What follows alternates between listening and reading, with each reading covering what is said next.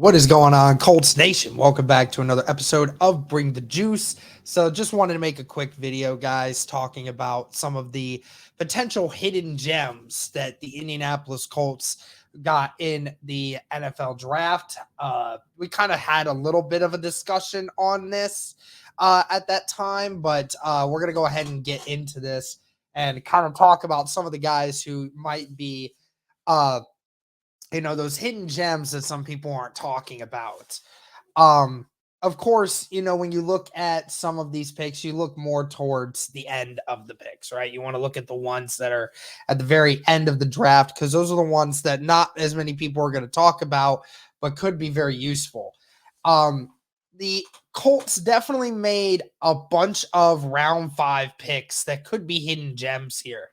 Talking about Darius Rush, I think that might be the only one that everyone's talking about that could potentially be a starter one day for the Indianapolis Colts. But you look at the other 5th round picks that they acquired: Daniel Scott, safety out of California; Will Mallory, tight end out of Miami; and Evan Hall, the running back out of Northwestern.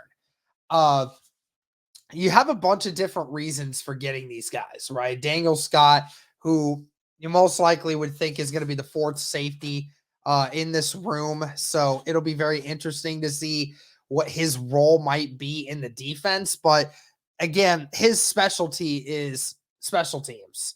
And that is just where he is going to thrive on this team.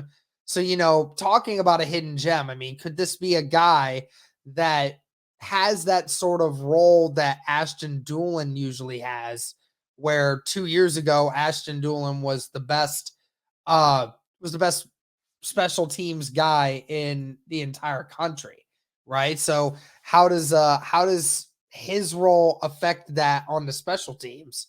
And when you look at these other guys in Will Mallory and Evan Hall, I mean, where do they match up? Because I talked about it in previous videos, talking about how, Will Mallory and Evan Hall, do they make the roster? Because the position groups that they were drafted into are already really deep, right? The Indianapolis Colts already had 3 pretty solid running backs. One of them is actually really a stud, so it's kind of hard to wonder, how is Evan Hall going to fit into that mix? Now, I've talked with Evan Hall. I talked with Will Mallory, which I'll mention in a second. But at the end of the day, how does Evan Hall's skill set match? He has a great load of confidence about him. So I would not put anything past him having the idea of being a role player on this team. I think he's a guy that's going to go in and do as much work as possible to try to make it to where he will have some kind of position. And then from Will Mallory's sakes, again, this guy ran a 4.5 at the combine. So he was the fastest tight end of the entire draft class. So from that perspective, I mean, his speed and athleticism and his skill set is very similar to that of a Kylan Granson, but just a lot faster. So how does that help him in boosting his ability in a tight end room, which is already filled with so many guys, right? Like Mallory Cox still being there. Jelani Woods taking the reins right now. Kylan Granson still being a reliable tight end for you, what you had last year.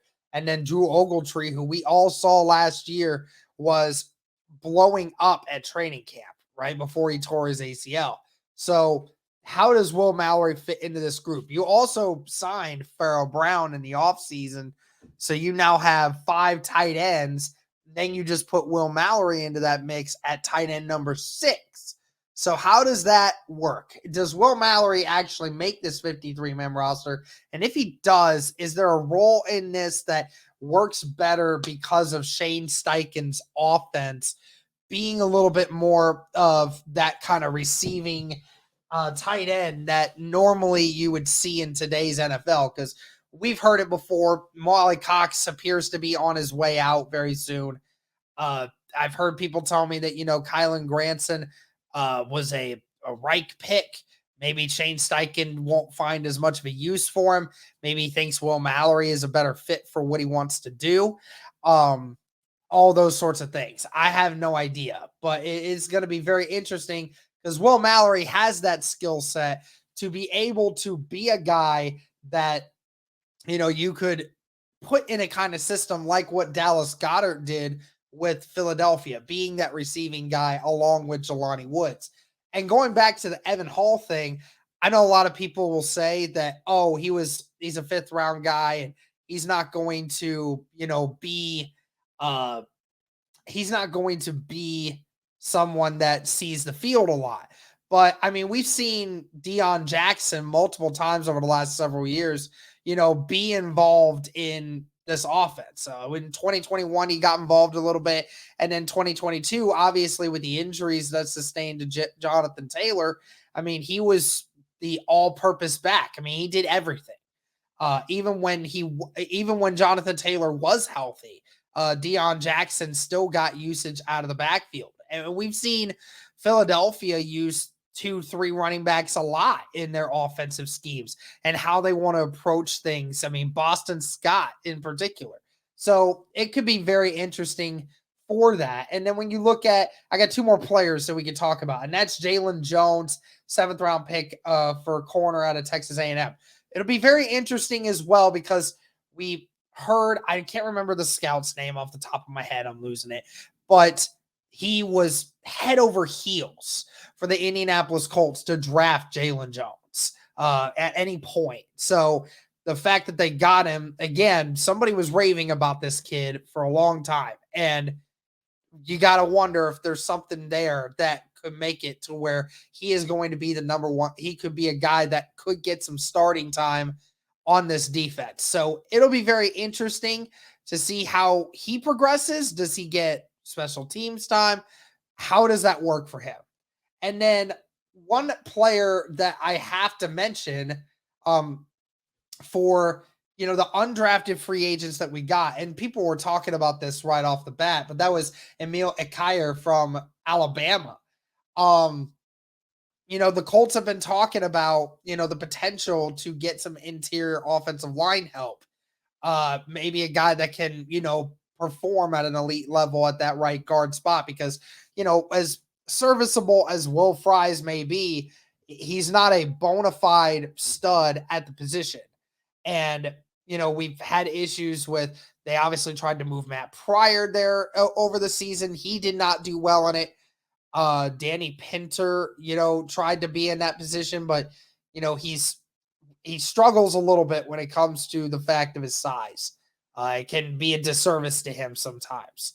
So how do the Indianapolis Colts utilize his skill set? Because Ekier was at Alabama for 3 years and played interior offensive line for multiple years. I mean, this guy has played a lot. So, very strange to find, a guy like this playing at a university as he did, a multiple year starter at Alabama on the offensive line, to fall that deep. Most people had this guy as a 4th or 5th round draft pick, and yet he fell all the way out of the draft and Indy was quick to grab him. So does he utilize that? So that's really it for these guys. I mean, I think that there's multiple guys that Indy grabbed in the draft this year that really could help them in a multitude of different ways. Could potentially be studs that we're not talking about a lot about right now because of the bigger guys at the top of the list. But that's going to do it for this one, guys. Let me know your thoughts. Who do you think are some hidden gems for the Indianapolis Colts from this draft? Let me know what you think. Thank you so much for tuning in. And as always, go Colts.